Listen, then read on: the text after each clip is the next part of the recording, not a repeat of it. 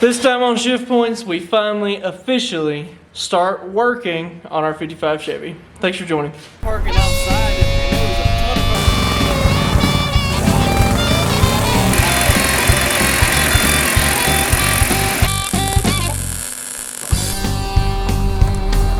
of He started this project. Found a piece of brass he's gonna take.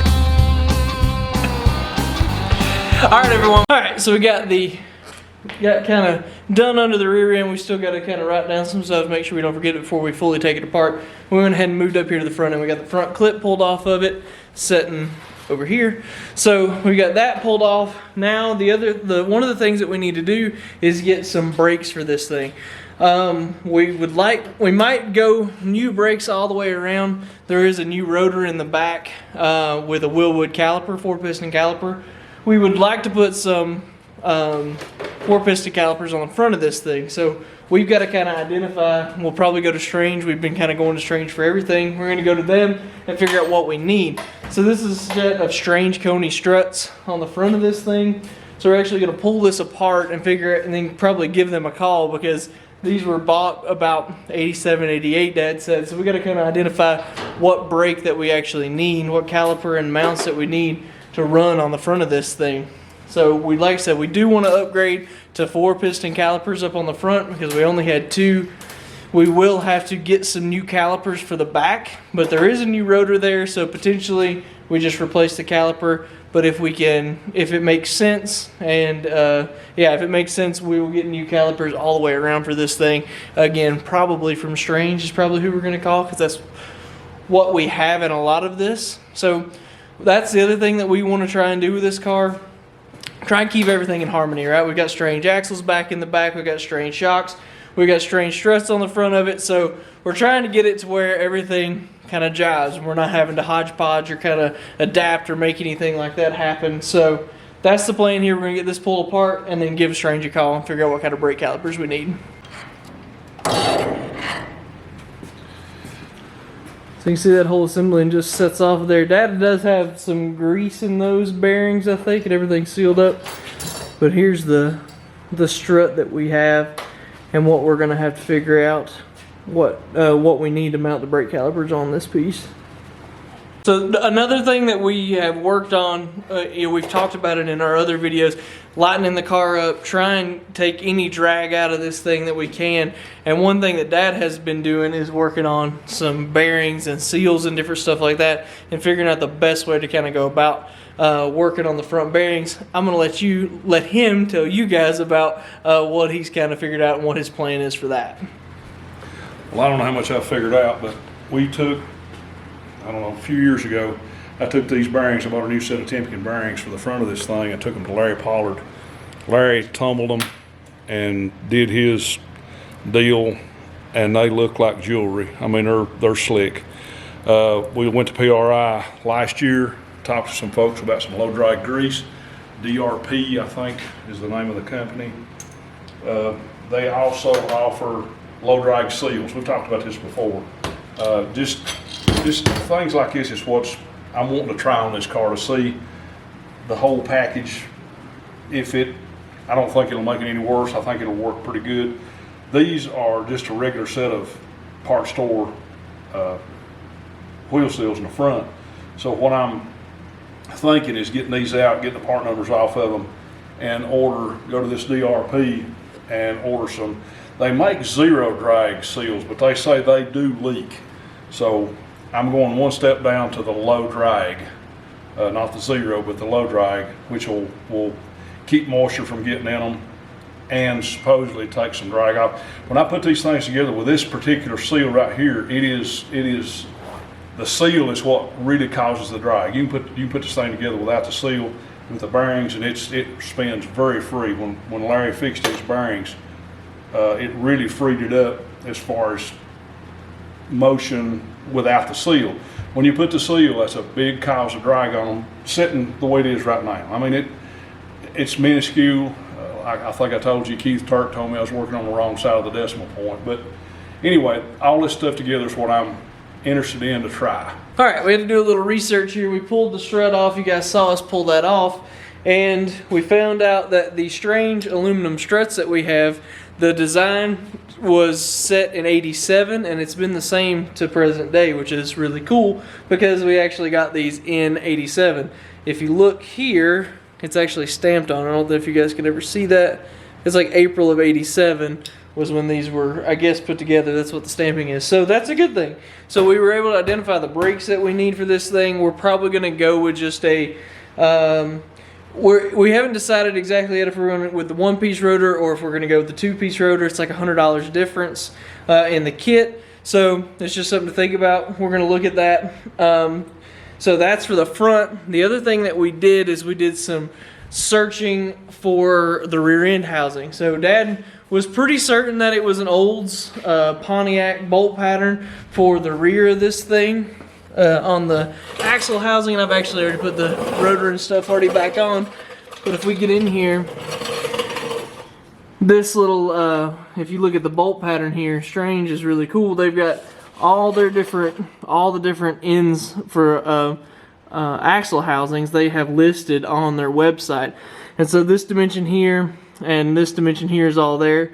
But with that on their website, we were able to take calipers, measure our bolts here for the mounts, and identify this is definitely a Pontiac Olds housing end that's on this rear end here.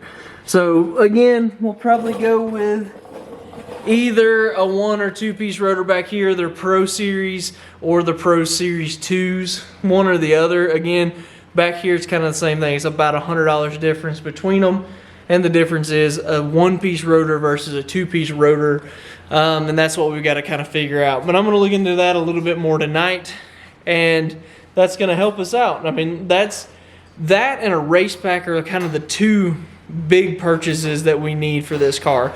We have everything else. Dad has everything else.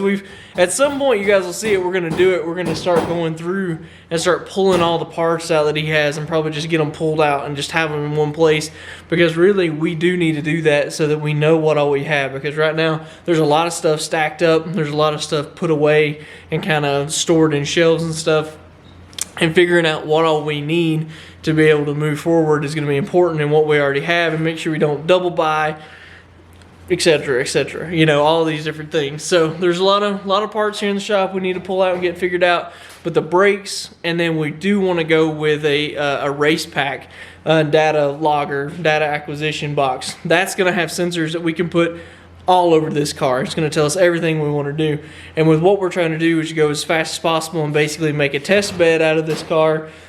That's going to be extremely important. If we don't have sensors and we don't have logs for every time that we go down the track, it's completely useless. I mean, Dad's going to be good, I'm certain, but he's not going to be able to tell me everything that's going on that I'll be able to do with the data loggers for the race pack. So those are the two big purchases that we really need for the car. Like I said, everything else is sitting here, and we can start going to town on it. But anyway, that was kind of what we needed to identify today, was figure out brakes and then go from there. Okay, we are back officially going to start doing our first work. So yesterday me and Dad kind of looked at this, got overwhelmed with everything that we needed to do, so I grabbed a dry erase marker and we started making a list.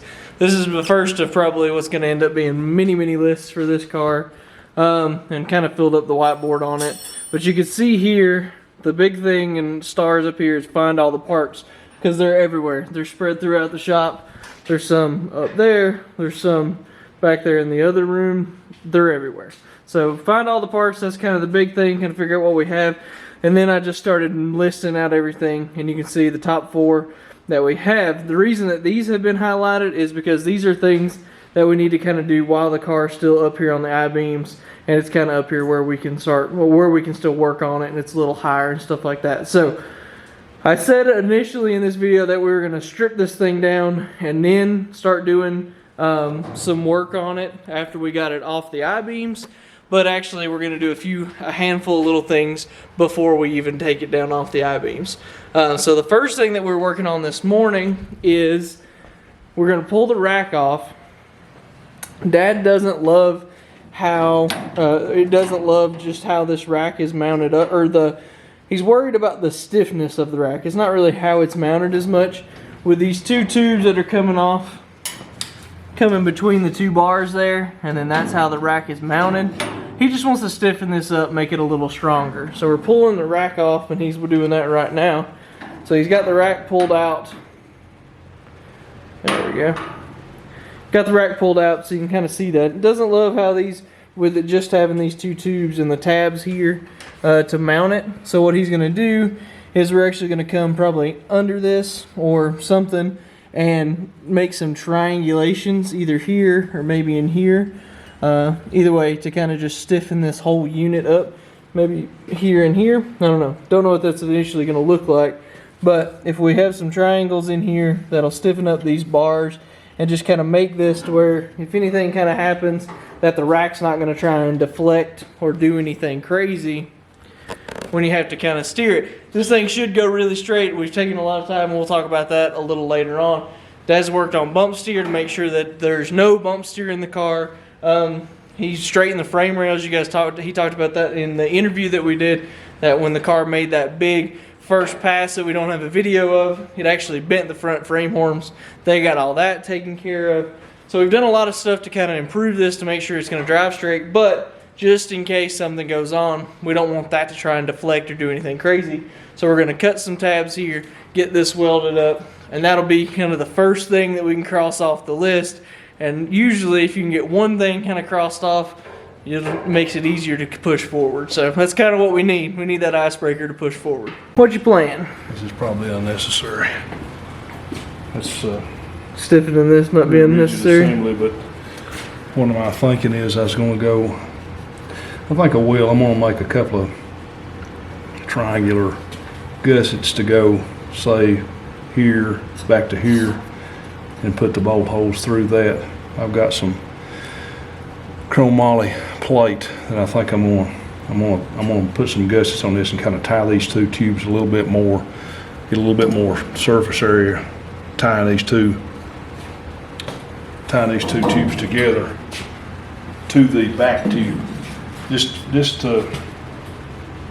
in my mind, I want that thing to be, like I say, I don't think it's necessary, but I think I'm going to go ahead and do it just for a little insurance. Yep.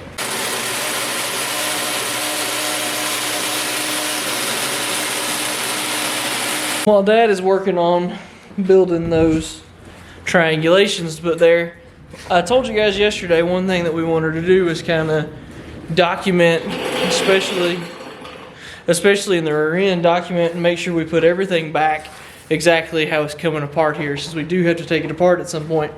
So one thing that we wanted to do, instead of stamping these bars for the 4-link on which one's on the left side, right side, upper and lower, instead of stamping it, we wanted to etch them. So Amazon's amazing sometimes.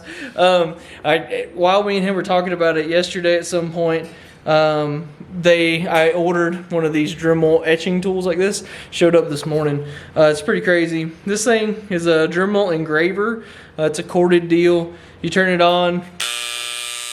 Sounds like, I guess, like a tattoo tool is what it kind of sounds like. It's got 5 different settings on the depths that you can kind of engrave with, and it actually comes with a little stencil for your letters. So I'm going to jump up in here and going to engrave these bars. While he's working on that, I can at least be a little useful.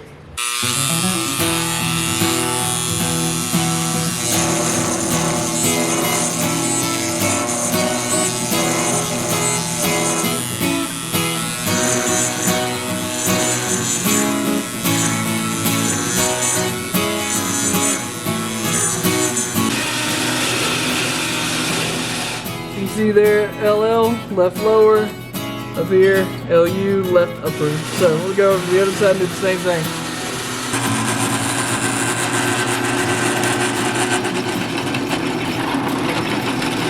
Had to get his the 4 holes and the 2 triangles. They had to, these holes here actually for a 7/16 bolt. So the rack has 7/16 bolts on one side on the driver's side, and it has 3/8 bolts on the passenger side or on the right side. And so plates had to be marked and they had to be drilled for those particular bolts. We are going to put grade 8 pretty much everywhere. New stuff, of course. across the board. Better to be safe than sorry. Last thing we need is the steering rack coming unbolted.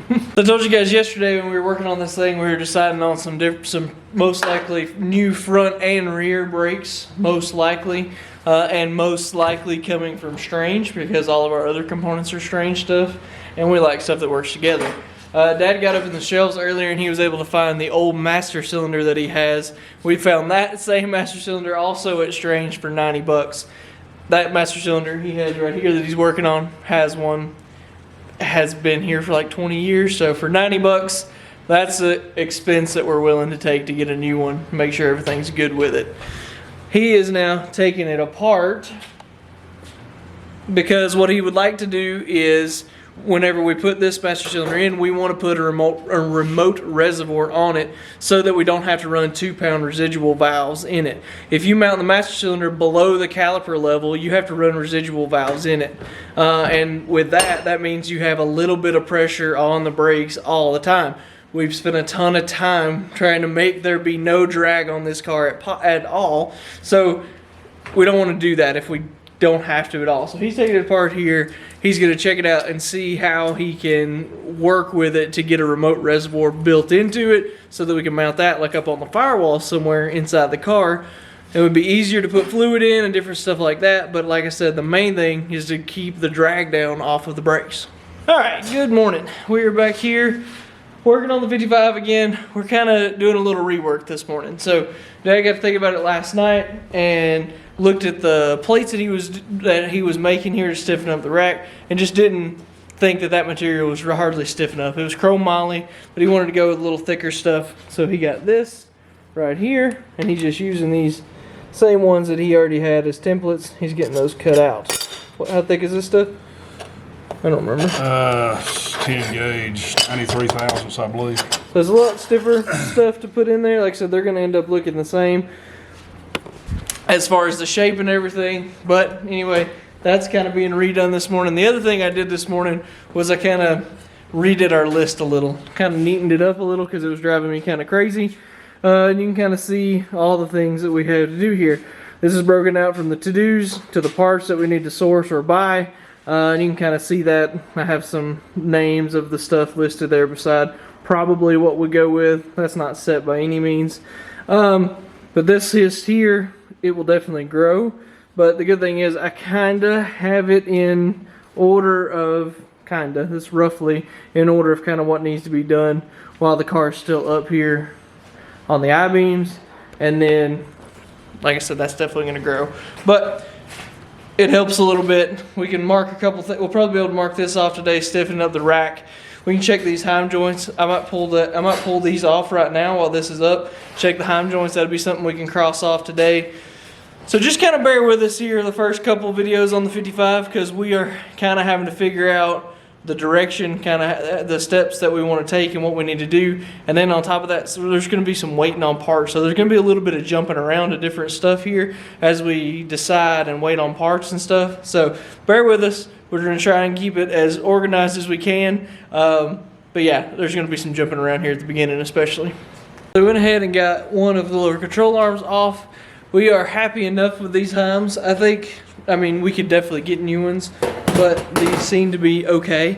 So we're going to use these for this first run. What I'm going to do is I'm going to go in here and just kind of take this stuff over to the parts washer and just clean it up good. Not going to put any water or anything on it. Use an air hose, blow it out good. But kind of just do that with these, clean them up a little bit, and then get them put back on. But that's one little thing that we can mark off the list. It seems like it's okay. All right, Dad got his new stiffening pieces in here. Got them on both sides. They're not welded in yet. He just got them bolted in. They're ready to get welded in. I went ahead and got the lower control arms put back on the right and the left side. Used our little etcher and kind of marked those. Not that it's really possible to get them mixed up, but just just for precaution wise. Heim joints, like I said, they look pretty good. Everything's pretty free. We cleaned those up good. But the cool thing is, this was the very first thing we got to mark off of our list we have over here. So inspecting the lower control arms, heims, that's first thing off. We're about to stiffen. Once he gets those plates welded in, we can take off stiffening the steering rack. Little things, I'll tell you. that's what this car is going to be about. It's going to be about knocking off the little things as we go, and then just slowly building up some momentum. And it's pretty exciting.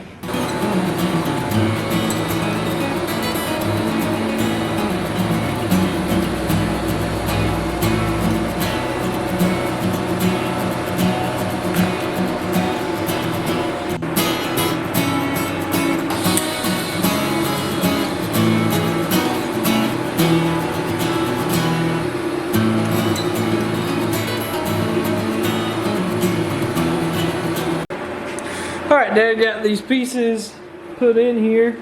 He's got them welded in.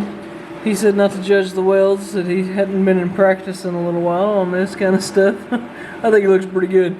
So he got them tabs welded in. That's going to stiffen this whole unit up here. Like I said, keep all that from doing what it, not bending or doing anything crazy. We think it's probably just a little overkill, but in general I think it's going to work good. Alright guys, that's going to pretty much wrap us up this week. I know probably wasn't the most interesting us working kind of episode, but this is one that we really needed because we kind of needed to get our heads screwed on straight, get this list put together on kind of what we needed to get done, and then kind of getting a couple of just little things checked off so we could start building some momentum so that we could go forward. So I appreciate you guys so much for joining, for being here, for watching and subscribing and doing all the things that everyone has done, and there's been a lot. And I think that this project here is really going to take us kind of into the next level in what we're doing. So I hope you guys enjoy it. And if you don't care, go follow us on Facebook and Instagram and subscribe and do all those things. It does help out a lot, and it lets us be able to keep doing this and hopefully do more and more of it as we go along. So we guys appreciate you guys very much. We'll see you next week.